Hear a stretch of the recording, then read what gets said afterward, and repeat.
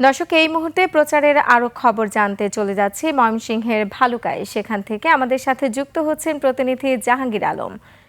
জাহাঙ্গীর, আপনি নিশ্চয়ই আমাকে শুনতে পাচ্ছেন। জাহাঙ্গীর, আপনি তো রয়েছেন ময়মনসিংহের ভালুকায়, তো কেমন দেখছেন ভোটের হাওয়া? আপনার কাছে সবশেষ কি তথ্য রয়েছে, বিস্তারিত আমাদের জানান। জি রোমান, আপনাকে ধন্যবাদ।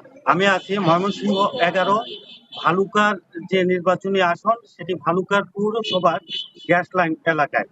এখানে এই কনকনে শীতকে উপেক্ষা করে সকাল থেকে একেবারে রাত্র পর্যন্ত যারা বিভিন্ন দলের যে প্রার্থীরা রয়েছে, তারা প্রার্থী এবং তাদের যে কর্মী সমর্থক যারা রয়েছে, তারা কিন্তু ডোর টু ডোর এবং পাড়া মহল্লায় বিভিন্ন জায়গায় তারা তাদের প্রার্থীর পক্ষে, দলের পক্ষে তারা ভোট কালেকশনের জন্য প্রচারণা চালিয়ে যাচ্ছেন।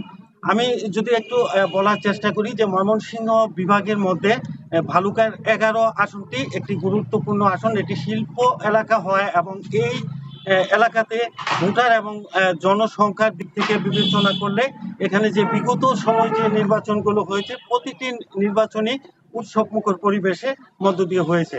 এবারও যেদিকে যাচ্ছে প্রার্থীদের প্রচারণায় যে মুখরিত একটি শ্বাস যে রব আগামী নির্বাচনকে ঘিরে, সেটিও কিন্তু আমরা লক্ষ্য করছি। তো আমরা এখন আমি যে জায়গাটিতে আছি ময়মনসিংহের ভালুকা পৌরসভার 5 নং ওয়ার্ডের গ্যাস এলাকায়। এখানে যে ধানের শীষের প্রার্থী, তার পক্ষে যে কর্মী আছেন, তারা এই এলাকায় গণসংযোগ করছেন। আমি পৌর বিএনপির আহ্বায়ক যিনি, তিনি আমার পাশে আছেন এবং কয়েকজন ভোটার আছেন। আমরা এখন ওনাদের সাথে কথা বলবো।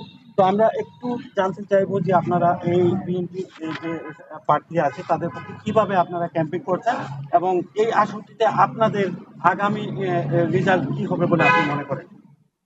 বিসমিল্লাহির রহমানির রহিম। ধন্যবাদ 21 টেলিভিশনকে। আমি বলতে চাই, আমরা ইতিমধ্যে নির্বাচনের মাঠে নেমেছি। আমরা প্রত্যেকটি ওয়ার্ডে পাড়া এবং মহল্লা কমিটি গঠন করেছি।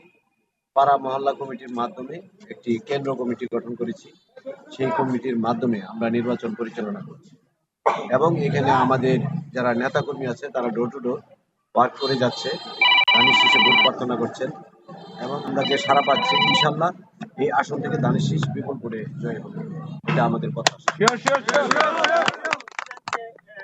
প্রার্থীর পক্ষে যে কথাগুলো বললেন একজন বিএনপি কর্মী, পাশাপাশি এখানে কয়েকজন ভোটার আছে। নতুন ভোটাররা কি ভাবছে যে ভালুকার এই আসনটিতে এবার 22,000-এর উপরে নতুন ভোটার রয়েছে, তারা এই তাদের মূল্যবান নতুন ভোট দিয়ে আগামীর ভালুকাকে কিভাবে দেখতে চান, এ বিষয়ে আমরা একজন নতুন ভোটারের সাথে কথা বলবো।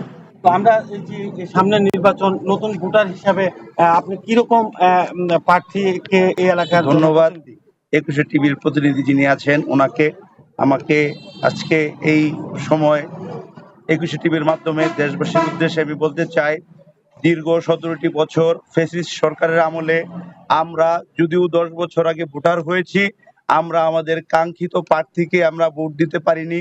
সারা দেশের মানুষ সাক্ষী।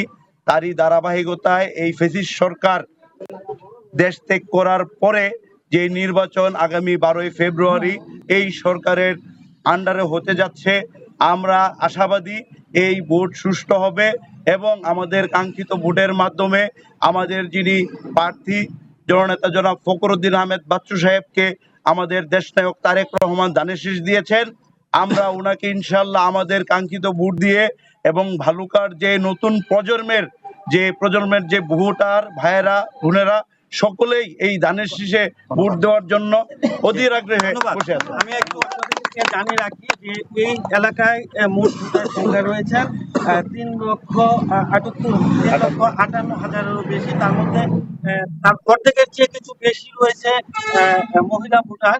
এবং সব মিলিয়ে যে এই আসনটিতে যে প্রতিদিনে সকাল থেকে রাত অবধি পর্যন্ত ভোটাররা তারা তাদের যে ভোট কালেকশনের জন্য ঘরে ঘরে যাচ্ছেন। এই ছিল আমার কাছে ময়মনসিংহের ভালুকার নির্বাচনের খবর। জাহাঙ্গীর আলম, আপনাকে ধন্যবাদ।